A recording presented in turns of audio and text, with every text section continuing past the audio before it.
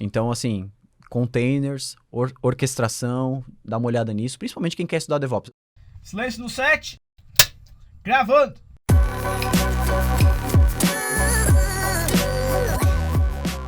Fala, Dev! Meu nome é Diego Fernandes. Eu sou o Guilherme Pelizete. E eu sou o Igor Ribeiro. E Diego, a gente tem um assunto, de certa forma, polêmico. Polêmico. Ou não, né? Não sei. Onde eu devo hospedar a minha aplicação?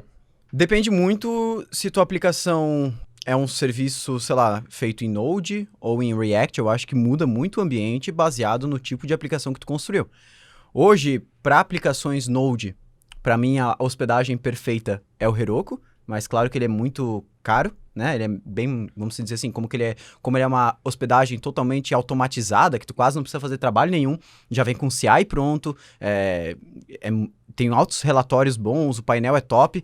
Então, mas o grande problema do Heroku é a precificação, né? O plano gratuito, ele derruba o teu sistema a cada, sei lá, 5 minutos sem uso, uma coisa assim, e aí demora um tempinho, ele faz um cold start para reiniciar. E aí, vamos dizer assim, o plano básico, para quem quer usar um Heroku mais um Postgres, ele vai sair aí na média de $15. $7 pro Postgres, vamos dizer, e $7 para hospedagem em Node em si. Então, eu não acho viável para quem está, por exemplo, aprendendo programação, vai colocar o primeiro projeto no ar, utilizar um Heroku da vida, né? A menos que possa ser naquele plano básico de ele cair e depois voltar.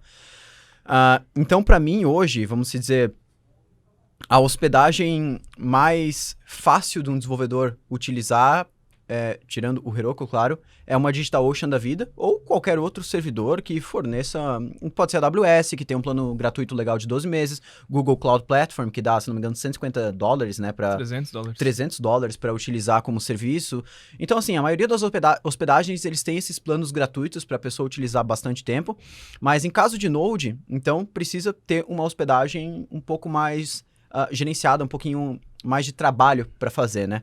Hoje em dia, para hospedagem de React, cara, aí é muito fácil, a gente tem umas opções, assim, que são extremamente simples. Por exemplo, Netlify, para mim, é uma das opções mais amigas do desenvolvedor, porque é muito fácil, ele tem um CLI, tu faz o deploy, é muito simples, já tem CI integrado, tu só mapeia qual que é o repositório do GitHub, ele já entende que é um projeto React, faz automaticamente o deploy. Se não for Netlify, GitHub Pages, dá para utilizar também, funciona muito bem. Dá para utilizar também qualquer tipo de CDN, né? CDN que eu quero dizer é aqueles servidores que a AWS tem, que o Google tem, que são feitos para servir arquivos estáticos. Então, qualquer coisa hoje serve para tu hospedar o teu front-end. E o legal de hospedar o front-end nesses tipos de servidores é que o front-end dificilmente ele vai gargalar. Né? Geralmente, o que eu quero dizer com gargalar? Se você está tendo muito acesso na sua aplicação e cai o seu site, cara, não é culpa do front-end. O front-end está rodando na máquina do cliente, né? Se tem um processamento que está demorando lá dentro, isso está executando no navegador do cliente e não no servidor. Então, sempre que vai gargalar, por isso que a questão de investir em recurso e já um dos motivos da gente não colocar tanto front-end dentro do Docker e tal, cara, é porque o front-end, ele não tem muita responsabilidade na questão da performance da aplicação. Claro, tem se o cara fizer uma besteira na interface daí, né? Mas eu digo na questão de carry no banco, tudo isso não influencia no front-end. Então, o front-end, por mim, a gente pode hospedar no lugar que for mais simples, né? E, claro, daí o back-end a gente precisa cuidar, o back-end que precisa escalonar, precisa ter estratégias para conseguir aguentar picos de usuários e tudo mais. Mas, assim, eu acho que depende muito. Claro, front-end nessas alternativas e o back-end em qualquer serviço, principalmente esses que acho que oferecem um plano gratuito antes, é bem legal, porque dá para tu montar tua estrutura lá, ver se cobriu o que tu tá precisando, se cobriu, aí tu começa a pagar, né? Então eu acho que funciona bem legal. Ou o DigitalOcean, que também, é um preço bem barato, assim, em questão do serviço que é entregue, né? Sim, com certeza. É um ótimo plano de entrada, assim, né? Pra quem quer explorar um pouco essa parte mais gerenciada, né? E tanto que tu paga por uso, né? Se tu cria um servidor lá, mesmo que ele seja $5 e tu usa ele 5 dias, vamos dizer assim, cara, tu vai pagar, sei lá, centavos. Nem $1 tu paga. Então, pra testar, claro, é perfeito, assim, né? Só não vai hospedar na tua própria máquina e tentar criar um túnel, né? Antigamente a gente fazia isso, cara. Usava um champ da vida e hospedava o site PHP na nossa máquina, cara. Era uma loucura. Quem nunca teve um servidorzinho, assim, um PC que deixou de ser utilizado, voltou pra fazer um web server? Cara, eu já tentei, cara. Mas uma vez eu fiz isso, instalei Linux no PC E aí, depois de instalar tudo, eu vi que o PC não tinha cabo de rede, não entrava cabo de rede. Era um PC, tipo, muito antigo, não tinha placa de rede, nada. Aí é tro.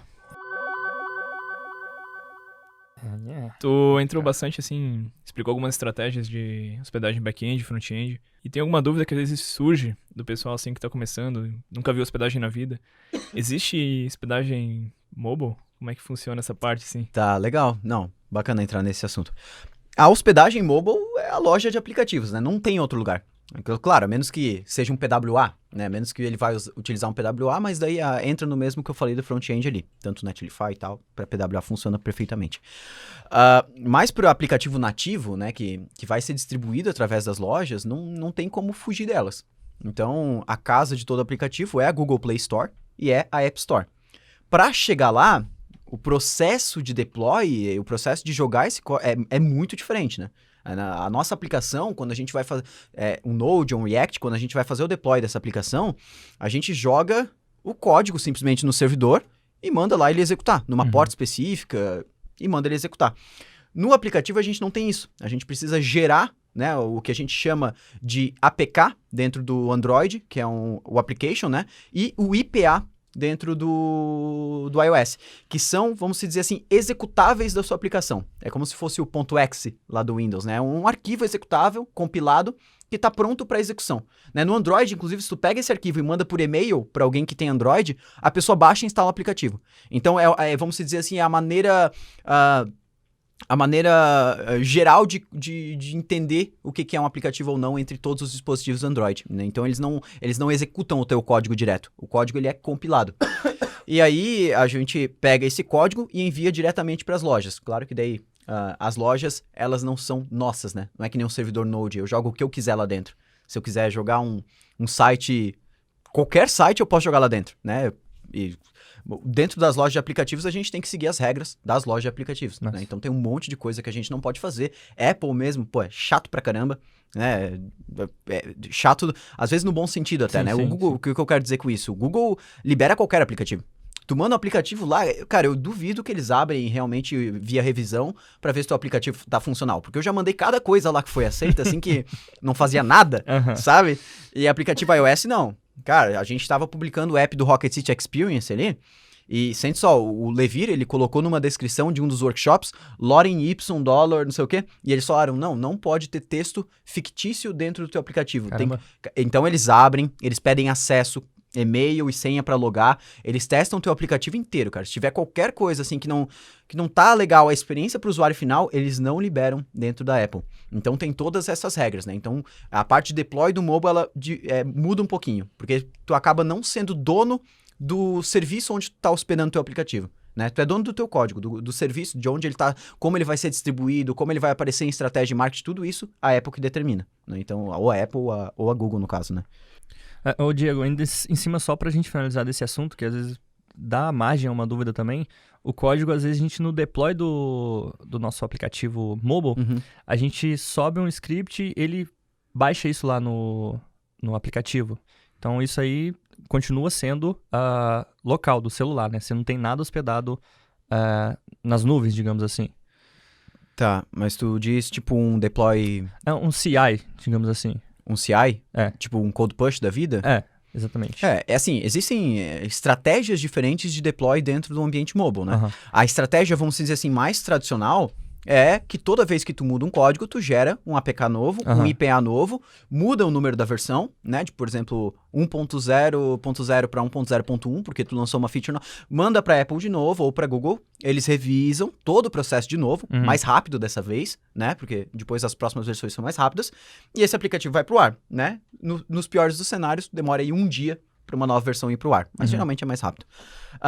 E aí, claro, nas últimas... Depois que o JavaScript tomou conta do desenvolvimento mobile também, a gente tem os famosos OTAs, né, que a gente chama, ou OTA, sei lá, como tu quiser chamar, que é Over the Air Updates, né? Over the Air, OTA, que é basicamente tu conseguir enviar um novo código da tua aplicação sem necessariamente, vamos dizer assim, criar uma nova versão do aplicativo. Então, o usuário, enquanto que ele está lá com o aplicativo instalado, como o código JavaScript, ele é um código de script, né? Ele não é um código que necessita compilação, que ele é um código interpretado. A gente consegue pegar esse código, enviar o código mesmo, né? O bundle dele que a gente fala, que é um pacotão com todo o código da nossa aplicação JS, que é muito, muito leve, né? Porque é código JavaScript, é letra, dá kbytes de código, e envia isso via over-the-air updates, que tem disponível tanto, vamos dizer, tá com o projeto React Native, tu pode utilizar o Code Push da Microsoft, o Expo já tem, quem utiliza Expo já tem isso por padrão, então não precisa utilizar o Code Push, o Expo criou um serviço para isso, então funciona perfeitamente bem. E aí tu consegue criar várias estratégias de updates, por exemplo, tu pode fazer com que quando tu lance uma nova versão, o usuário não consiga utilizar a tua aplicação até ele baixar aquela versão, tu consegue fazer que quando ele abre o aplicativo, a versão comece a baixar em background, e aí quando ele fecha e abre de novo, ela já está pronta. Por exemplo, também, para quando ele entrar no aplicativo, aparecer uma tela de atualização, e aí ele tem que atualizar. Então tem várias estratégias que tu consegue utilizar, e para mim esse é um dos principais diferenciais que criar aplicações nativas, aplicações móveis utilizando JavaScript tem sobre aplicações, por exemplo, construídas com linguagens nativas, por exemplo, um Java, um Kotlin. A gente jamais vai conseguir fazer isso porque são linguagens totalmente compiladas, então não tem como tu enviar um pedaço de código e deixar que o dispositivo da pessoa compile esse código, não tem como. Então, por isso que trabalhar com JavaScript até no desenvolvimento mobile, isso, cara, foi assim, é muito massa. Para quem trabalha mesmo com aplicativo grande, que sabe que às vezes a Apple demora, vamos supor, 4 horas para receber a tua atualização e aprovar, fazer um update aqui que nem passa pela Apple, que é extremamente rápido, né? Que claro que tem umas limitações, ali tu não pode mexer em código nativo, mas isso aqui é o sonho de todo desenvolvedor. É realmente tu trabalhar com o mesmo deploy, mesmo processo de CI que tu tem num front-end com React, dentro de um projeto React Native que mexe com código nativo e que ao invés de estar no servidor é instalado no dispositivo de, sei lá, 5 mil, 10 mil pessoas. Então pensa assim, e ter isso de forma gratuita, cara, se tu for pensar, é loucura, né? Mundo, né? Claro que tem lá umas limitações na forma gratuita, mas... Tu falando disso aí me deu 2 dúvidas. Existe alguma postura da Apple que ela já é mais rígida contra essa... Tem. Assim, a gente sabe que a Apple é um pouco mais chata, não tem palavra pra descrever melhor, né? Eles evitam mais coisas porque a Apple gosta de ter tudo no controle deles. Eles odeiam, por exemplo, que alguma coisa saia do controle deles. Então é uma parada assim que é realmente cultural da empresa. Então esses updates over the air, eles são não tão bem vistos pela Apple, mas em nenhum momento eles falaram que vão acabar com isso, provavelmente. Sabe? O que eu acho que pode acontecer em algum momento é eles criarem meio que um serviço da Apple, que a gente é obrigado a integrar com esse serviço para fazer esses updates over the air, sabe? Mas eu não acho que eles vão impossibilitar isso, até porque, cara, assim, já tá... Boa parte, eu acho que 90% das aplicações que são feitas com React Native, assim, grandes, utilizam isso, porque é fenomenal, né? Eu conheço vários devs que utilizam. Então, assim, eu acho que a Apple ela não vai vetar esse funcionamento. Mas eu tenho certeza que logo, logo eles vão criar uma legislação, vamos dizer assim, em cima disso. Né? Como, tipo, às vezes nasce um comércio novo, tipo como, sei lá, foi com MEI ou qualquer coisa assim, né? Quando nasce alguma coisa nova, o governo vai lá e faz uma legislação em cima, né? Regulariza, né? Regulariza aquilo lá para que fique a par do que o governo tá sabendo. Então a Apple faz a mesma coisa, né? O Android nem fala. O Android eles provavelmente não vão Só fazer, vai, né? Faz a atualização, seja não vão feliz. fazer nada. Outra dúvida era se algumas, tanto Kotlin, Java ou Swift da vida, estaria talvez projetando algo parecido, assim, nesse nível. Eu acho muito difícil, cara. Muito difícil. Até porque são linguagens compiladas, então eu não vejo algum momento que o dispositivo do usuário vai compilar o código, sabe? Acho muito difícil, cara. Assim, o JavaScript a gente tem essa facilidade por ser uma linguagem de script global, assim. Então, cara, é só um código JavaScript que executa e dá um resultado. Então é muito simples. Como tu falou também, a parte do tamanho do bundle ajuda muito, né, cara? Porque é uma mudança ridícula, né? Sim. Sim. A não ser que, sei lá, fiz uma atualização que adicionei um pacotão de imagens aqui. Que isso também dá pra enviar. Né? Mas o que eu acho legal dessas ferramentas é que elas conseguem identificar o que tu alterou e tal. Então, cara, é sensacional, assim. Só quem já trabalhou com Code Push sabe o que eu tô... No Code Push ou o Expo lá também, Over There Updates, sabe o que eu tô falando. Voltando um pouquinho mais sobre hospedagem, tu comentou, assim, sobre, digamos, o cenário ideal, que seria utilizar o Heroku. Legal. E só que daí tu também comentou sobre DigitalOcean e a AWS, GCP, a Google Cloud Platform. Uhum. Eu acho que essas três, achei interessante comentar, porque eu acho que elas ficam divididas em tiers bem distintos, assim. Sim. O Heroku funciona como uma plataforma, como um serviço. Uhum. A DigitalOcean tá mais para um FPS provider. Tá um intermeio ali, né? Que é onde ele não tem tantos serviços a par ali, mas ele tá ali mais para Ele cria uma experiência pro desenvolvedor também, né? Ele tenta adquirir essa postura de que... De facilitar pro desenvolvedor. Sim. Que ele já entra no território de tu gerenciar a tua infra. Uhum. Tu tá self-managed ali. Uhum. E tem as AWS, por exemplo. Que Ela é um daí monstro. Ela tipo, é um provedor de vários serviços de cloud. Sim. Tu pode dizer assim... Já explicou um pouco assim do trade-off do Heroku, que ele é o caro, né? Uhum. E facilidade de uso e trade-off dessas outras tipos de... Tá. Cara, assim, eu já tive experiências com as três. Eu acho que, assim, o Heroku, de facilidade, não tem como alguém bater, assim.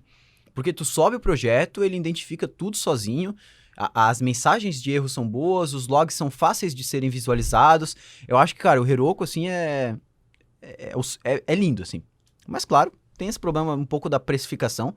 Não que eu acho ele caro. Não acho o Heroku caro, mas... dependendo do público, dependendo do projeto, não faz sentido, sabe? Parece que o Heroku ele não é feito pra quem tá ali pra brincar, vamos dizer assim, sabe? Tá ali realmente... Porque o Heroku, cara, assim, não sei se tu já estudou isso e tal, mas o Robson falava muito isso que eles usavam antes da empresa que ele trabalhava, que a questão de escalonamento do Heroku, cara, fica tudo por ele. Assim, tu só fala, cara, usa meu dinheiro aí e o Heroku sai deixando... Cara, mas ele é realmente, assim, excepcional. Mas falando das outras plataformas, falando antes um pouco da AWS, a AWS já é bem ao contrário, assim. É muito difícil usar. Assim, claro que tem os seus motivos de por que ser difícil. Como tu falou, eles atendem tudo. Então, cara, se tu quer, sei lá, criar um serviço de geolocalização Meu, sério, tu vai achar lá um AWS Geolocation Service. Cara, eles têm tudo, assim, eu fico de cara, porque a gente tava trabalhando com aquele negócio de transcrição dos vídeos lá do Skylab, e tem uns 4 serviços só feitos pra isso. E eu fiquei tipo, não é possível, cara. E realmente eles têm, assim. Basicamente, eu tenho um problema. Se eu quero, tipo, achar uma solução pronta, a AWS tem. Tipo, basicamente só dá um buscar, né? Isso, tá disposto a pagar o que eles precisam. Não, então, daí eu ia entrar no próximo ponto. Agora, cara, a AWS, assim, não é pra quem não tem conhecimento com DevOps. Eu acho que utilizar a AWS pra uma pessoa que tá lá, querendo se aventurar, querendo botar um projetinho no ar, é o pior erro do desenvolvedor. Cara, só usa a AWS se o teu projeto tá grande e se tu tem uma pessoa dedicada pra mexer na AWS pra ti. Porque é um servidor que, assim, eles não põem a mão em nada. Tu configura tudo, né? Então, cara, se tu precisa firewall, se tu precisa fazer qualquer eles tipo de... só te dão a máquina, no caso? Tipo, você tem a máquina online. Não, tu configura quantas máquinas tu quiser, né? Um IP seu... Eles têm o EC2 lá, tu configura quantos servidores tu quiser, mas o que eu quero dizer é que, tipo assim, eles te dão um servidor muito cru. Com certeza. Ou seja, não vem nada dentro. É tipo um Alpine, assim. Tu tem que configurar tudo do zero. E a maioria das vezes, o que acontece? Os tutoriais que estão na internet de configuração de servidor, eles não cobrem nem as medidas básicas de segurança de um servidor. E aí a AWS não tem as medidas básicas, por padrão. Os tutoriais que estão na internet não cobrem, né? O que acontece muito que eu vejo? O cara vai lá, cria um servidor na AWS e segue o tutorial da DigitalOcean para fazer a configuração do servidor, porque o tutorial da DigitalOcean é excepcional. E aí, o que acontece? O servidor da DigitalOcean já tem algumas medidas de segurança, de firewall, por exemplo, que a AWS não tem. E aí, o servidor dele fica lá, tipo, bem desprotegido, vamos dizer assim, né? Então, eu acho que a AWS não é para quem tá se aventurando em colocar a aplicação online. Eu acho que quem tem esse propósito, hoje o melhor, com certeza, seria uma DigitalOcean da vida, né? Porque a precificação, ela é clara, né? Tu sabe quanto que tu vai pagar no final do mês. E a AWS realmente tem esse problema também da precificação. Assim, atire a primeira pedra quem já conseguiu, sei lá, ou melhor, né? Me fala aí a real, bota aí nos comentários quem já conseguiu entrar na AWS, naqueles calculadores de preço, e sair de lá com um preço que tu acha que realmente vai custar teu servidor. Porque são 30 variáveis, cara. Como é que eu vou saber a banda que tá entrando, a banda que tá saindo, o tanto que eu tô usando de estoque? sabe? A menos que tenha uma forma de exportar esses dados já do meu servidor para eu só colocar lá dentro e calcular quanto que daria lá dentro, mas acho que não tem. Então, é impossível. A precificação, ela é muito escura. É assim, não existe nada assim de tu importar os teus dados lá. Só que pra tu chegar naquele calculator lá, naquela calculadora lá e conseguir chegar no resultado assim que tu vai falar, tipo, de segurança. Cara, beleza, isso aqui eu vou pagar. Tu tem que estar, tipo, com uma observabilidade muito foda, cara. Não, tem que saber muita informação do teu servidor, cara. Tu tem que, tipo, saber de tudo. Todo o serviço que tu tem na tua infra, todos os recursos que tu tá utilizando. E daí, talvez, tu consegue bater lá e falar, não, ok, é isso aqui que eu vou pagar. Só que daí, quando tu já tá nesse nível, provavelmente já tá dentro de uma plataforma assim. Então, tipo, acaba meio que entrando num... Cara, se tu já tá nesse nível, tu tem uma pessoa só de DevOps trabalhando na tua empresa. Com certeza. Aí tu bota isso na mão dela e fala, cara, escolhe o que for melhor pra empresa e pro serviço que a gente tem. Então, assim, eu acho que a AWS não é pra quem tá brincando, só pra resumir. Eu acho que, assim, se for nesse propósito, DigitalOcean, ou qualquer outro, assim, servidor de entrada, resolve, cara. Tem servidor brasileiro, eu não cheguei a testar muitos, assim, mas, cara, tem vários que resolvem. Então, assim, eu acho que a maioria dos desenvolvedores não deveriam se preocupar muito com o servidor no momento, assim, que a aplicação tá muito em early stage, sabe? Cara, se tu tá com 10 usuários na tua aplicação, não vai mudar nada. Qualquer servidor vai segurar, né? A menos que o servidor seja muito ruim. Mas aí entrando na questão do Google Cloud Platform, eu acho que eles estão fazendo um trabalho muito massa, cara. Eles estão sendo a AWS fácil de usar. Eu acho que é um pouco dos dois, assim. Eles estão fornecendo a experiência que a DigitalOcean traz, só que com a imensidão de features que a AWS traz. Então, eu acho que vamos dizer assim, também entre o meio termo entre a AWS e DigitalOcean. Mas também vejo um pouco do problema da precificação dentro do Google Cloud Platform. Tipo, a dificuldade de tu saber quanto que vai custar tu colocar toda a infra do teu projeto lá dentro. Mas, assim, em questão de serviços, para hospedagem, eles são tão completos quanto a AWS. E a questão de facilidade, o painel deles é bem claro de utilizar. A AWS, o painel, assim, me desculpa, mas assim, o cara tem que ser realmente da área de infra pra conseguir entender. Cara, tem um select de região lá em cima, daí tu troca a região, daqui a pouco não tem mais nada, e tu se perde porque tem um serviço que não pode usar naquela região, e daí tu cria e tu volta pra outra e não tem mais, sabe? Parece que não é um negócio feito pra quem é um pouco mais leigo, assim, e realmente não é. Eu concordo contigo nessa parte deles ter simplificado muitas coisas. Até a calculadora de preço deles é mais moderna, assim, talvez não tá 100% claro, assim, não deixa 100% fácil de tu chegar no valor que tu tem confiança que vai ser aquilo, só que eu acho que eles melhoraram muito em relação à AWS. Tem muitas partes, assim, vou criar um cluster de Kubernetes lá. É muito mais fácil dentro da GCP. Só que tem um probleminha que depois que sai, assim, da parte básica, assim, digamos, parte de configuração, a AWS tem uma documentação muito melhor. É, tipo, muito mais completa. Cara, eu concordo em partes, cara. Ela é completa, mas é bem igual aquele podcast que a gente fez falando sobre Sequelize. Eu acho a documentação da AWS super completa, mas ela é muito desorganizada, cara. Assim, ó, ela é organizada, mas tu vai entrando, daqui a pouco tu clica em outro link, daqui a pouco tu clica em outro link, daqui a pouco tu clica em outro link. Sim. E não sabe, a documentação ela não é baseada em início e fim, ela te dá tantas alternativas pra tu entrar. Nossa, sério, eu tava fazendo a parada ali do transcription de vídeo, de transload, de encode e tudo mais.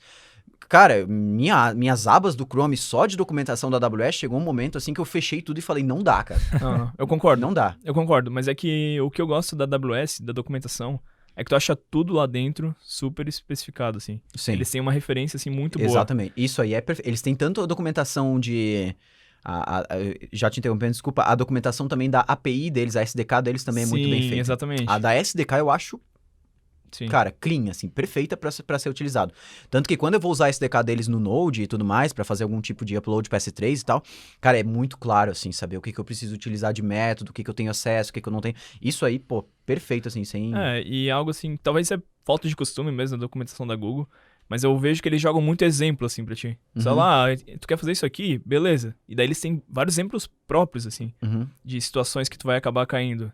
Só que muitas vezes a gente quer pegar referência, a gente quer, esse CLI aqui, tem quantos comandos aqui, quais são os parâmetros que eu preciso passar pra eles? E acaba sendo muito chato achar isso aí.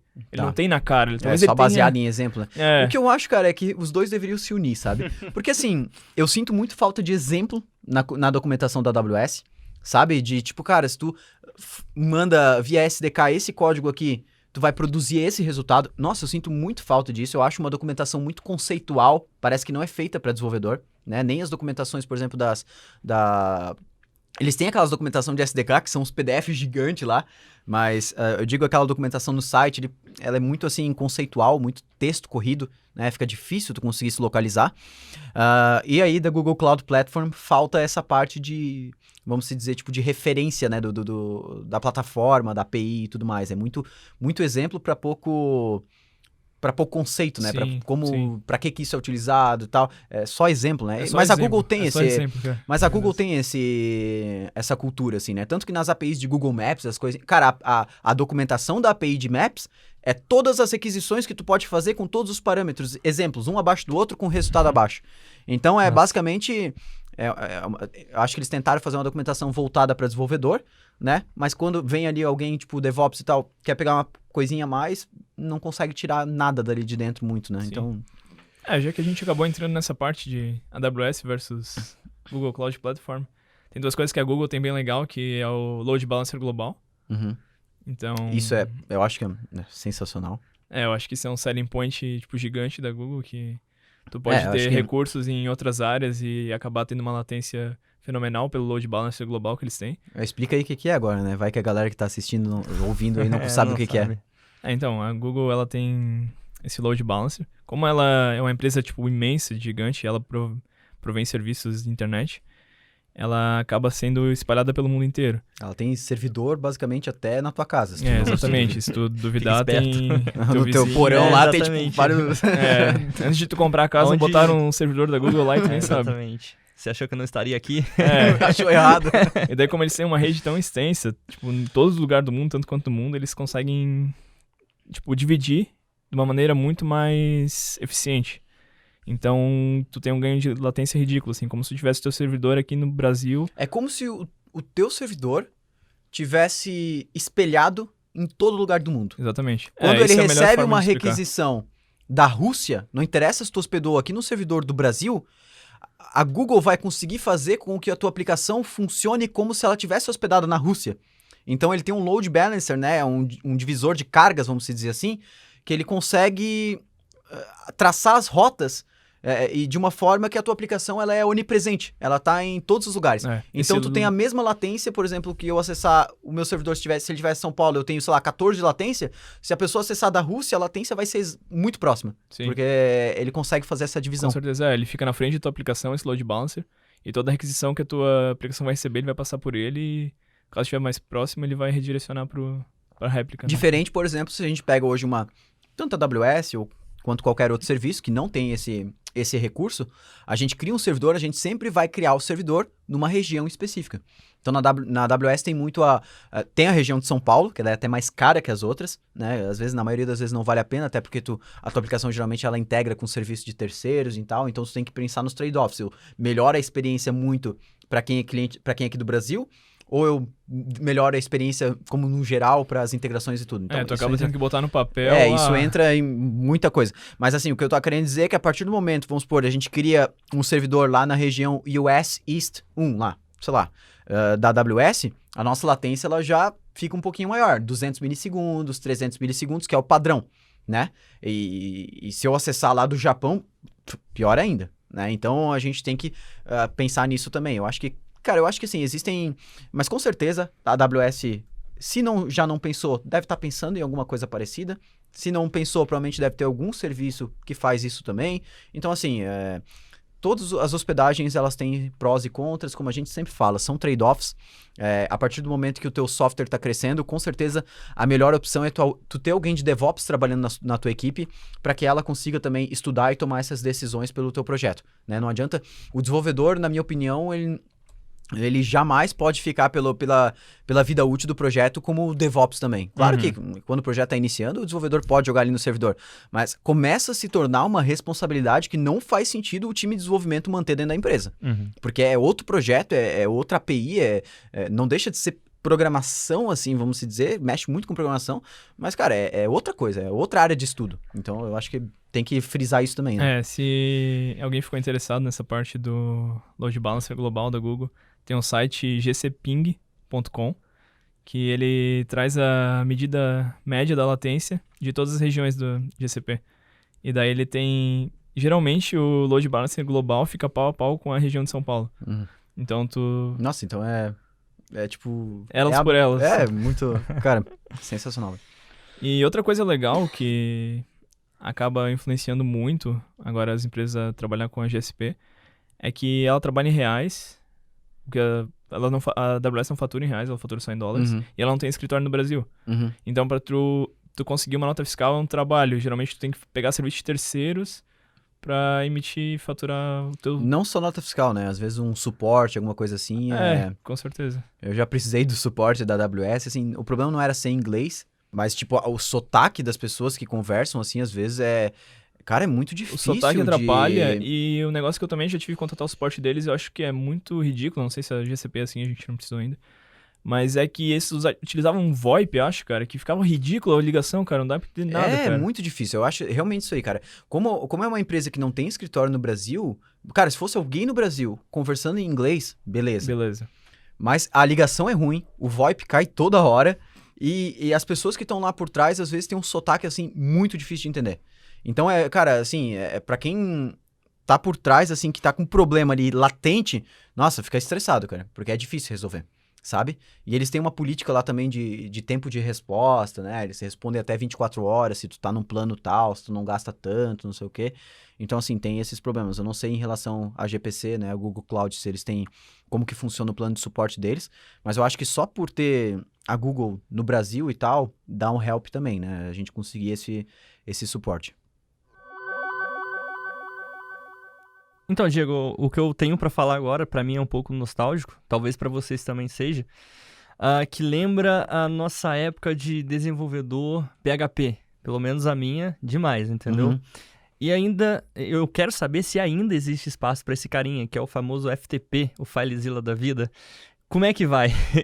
Cara, nunca mais vi, nem comi, só ouço falar, cara. As crianças de hoje em dia já não ouvem falar mais do FTP, né? Cara, eu usei muito FTP, cara, eu também.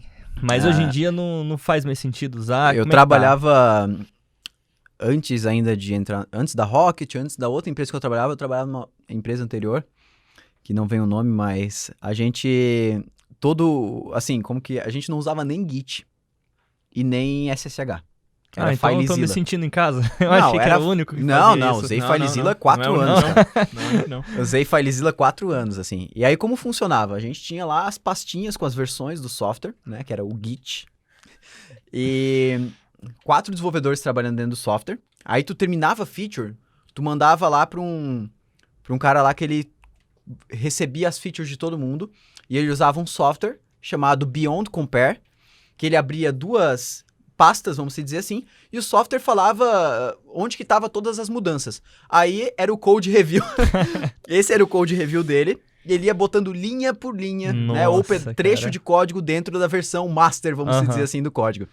E aí, depois de ele terminar, ele ia lá abrir o FileZilla e deploy nele. E aí, na época, a gente, assim... Eu utilizava isso que era padrão da empresa, claro, mas assim, eu já estudava, por exemplo, alguns padrões de CI, né? Na época já existia Travis, já existia a maioria O Bud, que a gente usa hoje, naquela época o nome dele era Git Meat, de carne. Cara, e trocou depois pra Bud. Mas assim, eu já estudava isso naquela época. E aí, assim, a gente começava muito brincar com isso, a gente até tinha apelidado o processo de Aurélio CI. Que era o Aurélio que fazia as migrações lá. Mas não que estava errado, naquela época, assim, era o que tinha, sabe? As empresas não se falavam em processo de integração contínua. Cara, controle de versão depois a gente colocou, assim, mas não se falava nisso, não se falava nas vantagens. Cara, era um negócio muito, assim, abstrato, sabe? Não tinha nada na internet falando sobre isso. Claro, só as documentações ali das próximas ferramentas. Mas, assim... Hoje em dia, assim, eu nem sei se os servidores, por exemplo, que tu cria na DigitalOcean ou AWS, dão um protocolo FTP pra tu acessar, mas eu acho que não.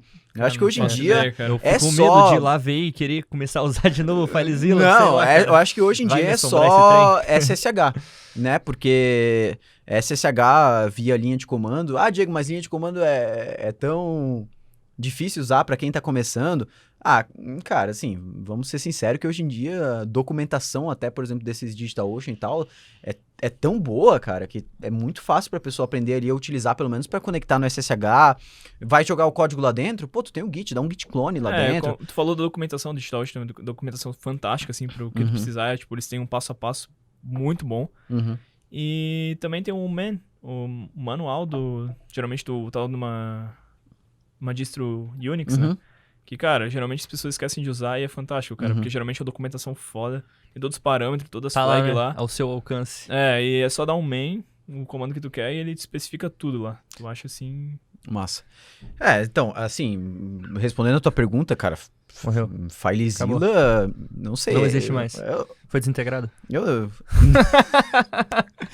não sei, cara. Eu não sei se existe. Mas, assim, eu não sei quem usa isso aí, mas acho que... não faz mais sentido nenhum, assim, O cara zero. falou de FTP, eu lembro que eu usava o Sublime na época. Pega pesado. Sublime Daí é bom até hoje, cara. Eu Ah, usava não- Notepad++, cara. Não, com certeza. O Sublime, tipo, meu Deus, era uma mão na roda. Tinha vários plugins e... Daí eu conectava diretamente no FTP. Nossa, nem me fala isso, cara. Eu usava um carinha chamado PSPad. O PSPad, ele não... Porque o Sublime, eu acho que ele... Não sei se na época tinha plugin pra isso. Era plugin. Mas o PSPad, ele era feito pra isso. Ele tinha integração FTP. Aí tu conectava direto na máquina do servidor e alterava os arquivos online. Olha só que Nossa, beleza. Não tinha como dar errado. A gente fez, também, a gente fez um podcast sobre testes automatizados e agora a gente tá falando sobre FTP. Eu acho que tem tudo a ver, cara, assim, porque era realmente só teste automatizado. Teste automatizado base do cliente te ligando, tipo...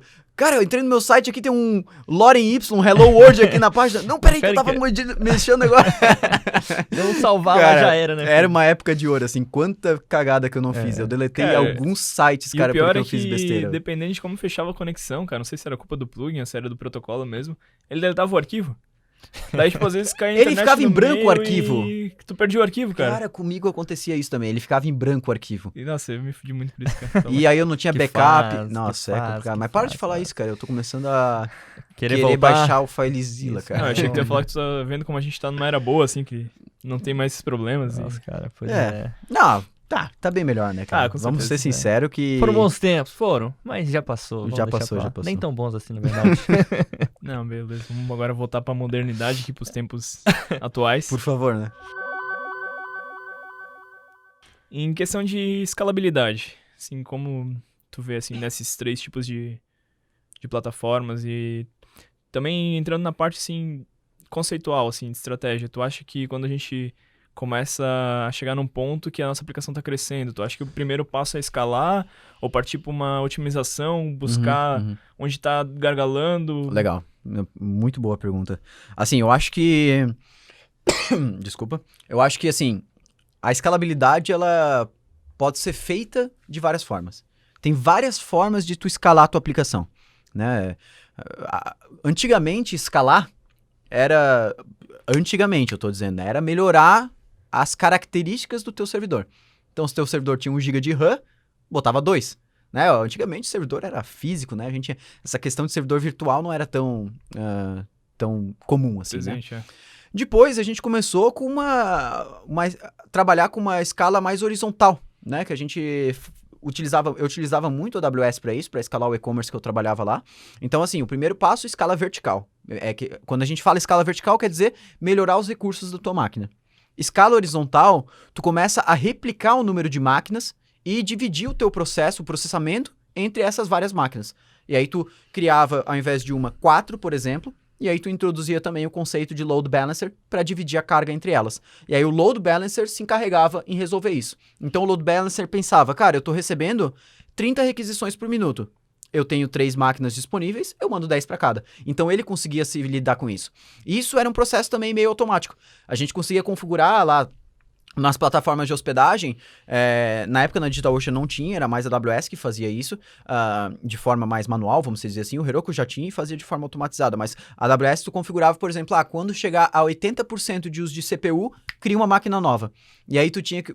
Era chato pra caramba, assim, a configuração disso. Eu lembro que eu gastei, assim, umas boas semanas para conseguir fazer esse processo tudo do zero. Mas, claro, conhecimento em DevOps meu era nulo na época, né? Eu tive que aprender tudo do zero. Com certeza uma pessoa que já tinha experiência faria muito mais rápido.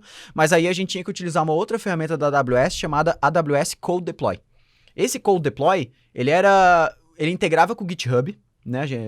Ele integrava com o GitHub para ele conseguir, a cada nova instância que ele cria da tua aplicação, ele jogar o código da tua aplicação e fazer ela rodar. Como se fosse um bootstrap, assim, da tua aplicação, né? O start point. Então, ele fazia isso, funcionava, ia bem assim. Mas, claro que existem estratégias melhores, né? Então, o que a gente vê agora na questão de escalabilidade, principalmente depois que se introduziu o conceito de containerização, é a gente trabalhar com containers, né? A gente trabalhar com ambientes virtuais que a nossa aplicação está rodando. E aí começa a surgir um monte de ferramentas dentro de DevOps, e para mim, eu acho que esse foi um dos principais motivos da profissão DevOps vamos dizer assim, ter crescido tanto nos últimos tempos, porque a gente passou de uma estratégia, vamos dizer assim, pouco configurável, assim, difícil de ser configurada, para uma estratégia que ela é muito palpável, bem documentada e que a gente consegue, assim, visualizar de uma forma legal. Então, desde que o Docker surgiu, claro, existiam outras ferramentas de container, mas querer comparar com o Docker, eu acho que é loucura hoje. E começou a surgir também esses conceitos de orquestração de containers que a gente tem tanto com Kubernetes quanto com Docker Swarm.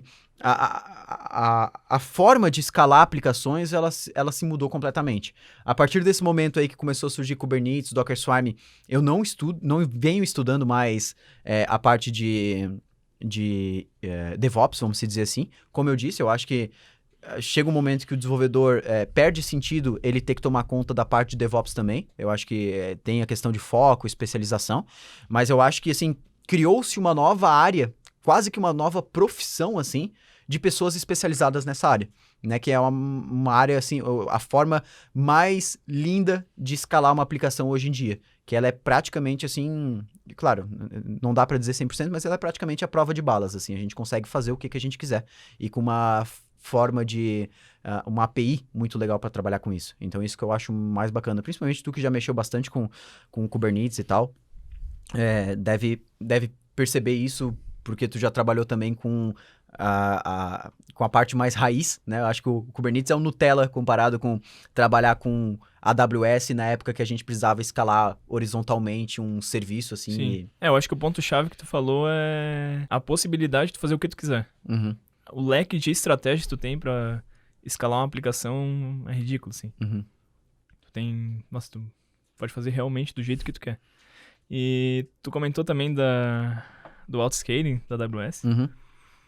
Na empresa que eu trabalhava anteriormente, o CTO fazia parte do DevOps. Uhum. E ele era muito foda, diga-se de passagem, assim, Uhum. tem respeito enorme com ele. Tanto que a gente tá testando agora mais extensivamente a GCP. Uhum. Foi porque eu fui trocar umas ideias com ele e ele tinha migrado. Ele comentou, assim, quando a gente tava conversando, que dá muito problema o scaling do AWS pra eles. Que ele configurava lá e funcionava quando ele queria. Uhum. E isso eu fiquei bem surpreso, assim, na verdade. E ele comentou, assim, eu achei engraçado, que quando ele foi configurar o scaling do Google, ele falou que funciona 100%. Uhum. Tipo, não tem problema nenhum. Ele só achou que faltava configuração. Você tava lá, eu quero que ele escale quando ele é chega... muito automático, assim, né? ele chega em 60% de average load. E acho que tinha mais uma configuração, assim, acho que escale... reduz, acho que era só reduz, assim. Quando bater em 30, reduz. E daí ele ligou... Não tinha nenhum número mínimo, máximo de instâncias? Não, era tipo tudo... um negócio totalmente abstraído de lá. Uhum. E daí ele ligou pro suporte, né, porque ele entende bastante. Ele falou, eu gostei bastante do serviço de vocês, tá massa, a gente podia corrigir isso aqui. Só que, cara, o autoscaling eu achei meio tosco, pra falar bem a verdade, cara. Eu não tenho configuração, eu não posso botar o surge, eu não posso botar o quanto que eu quero deixar disponível pros meus clientes. Daí os caras só falaram, tipo, ele assistiu assim, tinha um tapa na cara, assim, cara. Que os caras chegaram e falaram, cara, esse load balance, sabe o Gmail, YouTube, tá nesse autoscaling aqui. Tá hospedado aí. Ele usa esse autoscaling, exatamente esse aqui. A gente não tem um negócio próprio, é isso aqui. Daí ele, beleza, então. Desculpa aí, desculpa aí, cara, gente. Daí eu pensei que ele ia falar, não, mas eu sou maior do que o Gmail e o YouTube juntos, cara. Sabe-se lá, né? Não, mas realmente Eu acho que essa principalmente para quem é desenvolvedor, assim, é um ponto extremamente positivo, né?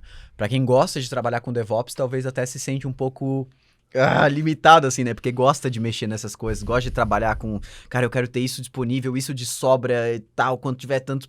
O DevOps gosta dessas maluquices, né? Então, eu acho que o GCP, ele fazer isso, eu acho que é um ponto positivo, principalmente para quem é desenvolvedor. Como tu falou, se, YouTube e Google estão hospedados ali, com certeza deve ser algo tremendamente escalável, mas pode ter certeza que o preço escala junto. Eles não pagam para eles mesmo. Eu acho que só se o Facebook tivesse hospedado lá que eles iam cobrar caro. Quando a gente fala de serviços, né, uma coisa que eu particularmente tenho uma preocupação, e é muito importante, a gente acaba se preocupando bastante com isso, é a garantia da disponibilidade do seu serviço, ou uptime. Tipo assim, o serviço pode cair do nada? O que pode acontecer se... Quando cair, o que eu faço? Ou ele nunca vai cair? Eu devo me preocupar que ele vai cair? Eu devo tomar dormir medidas? Tranquilo? Se eu for um DevOps, posso assim, dormir depende de boa? Muito do plano que tu tem dentro de cada hospedagem. Né? A maioria dos planos, eles fazem aquele SLA, né? 99,9%, que quer dizer que a tua aplicação pode ficar fora do ar até 1 hora por mês. Vamos dizer assim, quando eles botam aquele 99,9%. E aí, na DigitalOcean acontece do quê? De eles fazerem, às vezes, algumas manutenções, né? E o teu serviço fica fora do ar, sei lá, 15 minutos, 20 minutos. Mas a gente, por exemplo, nunca teve problema de o serviço da DigitalOcean, por exemplo, cair, ou o serviço da Google Cloud Platform cair de uma forma que, assim, por horas fique inacessível. Não. Né? Então, é uma coisa assim que é remoto, né? a chance disso acontecer. O que pode acontecer, às vezes, é não no serviço da DigitalOcean, não no serviço das hospedagens, acontecer algum problema. Por exemplo, lembra que aconteceu bastante nesse ano do Cloudflare, do DNS, que é um dos DNS mais utilizados, e muitos sites utilizam Cloudflare por trás. O DNS deles caiu. Parou de rotear, fazer o roteamento, vamos por assim. E aí, caiu um monte de site, mas não é porque a hospedagem caiu. Caiu a internet, basicamente. Caiu a internet, basicamente. Porque o DNS, que sabe interpretar o endereço e converter isso no IP, caiu. Aí como é que... ou tu digita o IP lá diretamente, ou tu não vai acessar. Então, isso pode acontecer. Mas assim, ó, conforme a tua aplicação cresce e tu vai entrando em outros planos, vamos dizer assim, de precificação, chega um momento que tu consegue, sim, 100% de SLA. Ou seja, eles jamais vão deixar a tua aplicação fora do ar. A gente tem isso, por exemplo, com, sei lá, Google, YouTube. Já aconteceu deles cair, inclusive, tipo, de partes da aplicação parar de funcionar, mas com certeza porque eles são divididos em microserviços para tudo quanto é lado. Mas, assim, eu nunca vi, por exemplo, tirando essa parte que eu falei do DNS, o serviço, a hospedagem cair em si, por exemplo, desses serviços grandes. Eu acho que se eu... Ou senão que pode acontecer a justiça derrubar, né? Igual o WhatsApp às vezes acontece. Não, mas a ideia é totalmente a parte, né? A gente nunca sofreu com a DigitalOcean, tipo, de cair, ficar fora, assim. Só que teve algumas vezes, agora não lembro se foi 1 ou 2 vezes, que teve problema de latência, de rede, networking. Na zona onde a gente tem os droplets, e isso aí afetou um pouco, assim. O pessoal fala, pô, o que tá dando, assim? Tipo, tá travando, tá demorando e... Sim, mas eu acho que, cara, todo mundo sofre com isso. Não, com certeza. A gente teve aí, por exemplo, o caso do Discord ultimamente, que, cara, tava com uma latência, assim, vamos dizer assim, inaceitável, né, pro serviço do tamanho que é o Discord. E tanto pro canal de voz, eu acho que eles até fizeram um negócio tipo de tirar os canais, desabilitar a transmissão de vídeo em grupos, umas coisas assim, pra, tipo, tentar reduzir. Então, eu não sei se eles estavam com problema de servidor, mas eu acho que assim, cara, tu tem um DevOps dentro do teu time exatamente pra conseguir também saber lidar com esses problemas, né? E eu acho que, assim, chega um momento que todo mundo tem que ter um plano B, né? Tua aplicação tá ali rodando normalmente, mas, sei lá, deu algum problema no servidor de São Paulo, por exemplo, o Google já faz automaticamente, provavelmente, o redirecionamento do tráfego para outro servidor em outro lugar. Então, eu acho que, assim, cabe também tu ver aquele SLA lá, mas, cara, é muito difícil acontecer. Tu comentou, assim, que acho que nunca viu um desses providers maiores, assim, cair. Eu acho que foi em 2015 ou 2016, caiu tipo uma região inteira da AWS. Eu lembro muito bem, porque quando eu comecei na empresa antiga, eu estudava bastante DevOps, assim. Eu era curioso. Então, sempre quando eu tinha oportunidade de ver aquilo lá, eu perguntava tudo. E daí eu via que tinha várias instâncias em múltiplas regiões. E daí eu perguntava assim, mas qual é o sentido, né? O que tem de vantagem? Daí ele explicou que eles sofreram lá com isso. Que eles Caiu deixavam... uma região toda. E tava tudo naquela região. É. Então, tipo, acabou o serviço, assim. Até eles voltar, que demorou não sei quantas horas pra voltar. Nossa, e tipo, isso dependendo do nível da empresa, cara, não existe. É tipo morte pra empresa, assim, praticamente. Exatamente.